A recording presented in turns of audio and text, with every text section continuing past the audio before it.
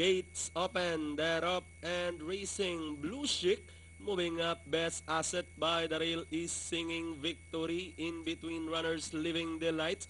Then comes entry number 5, RGA. Moving up is Touch of Glory by the rail, Famous Girl. And moving up party outside, Emperadora.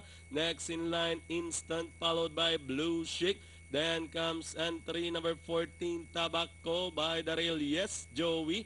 Rosie is followed by Bahalana. And Scott Missile is in behind them. Heading towards the last 450.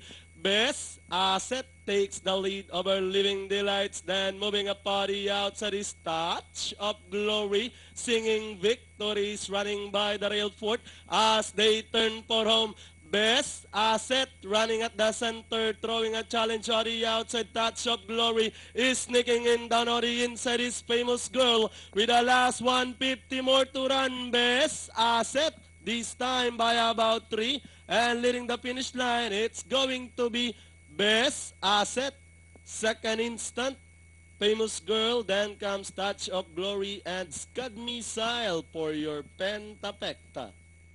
Aha.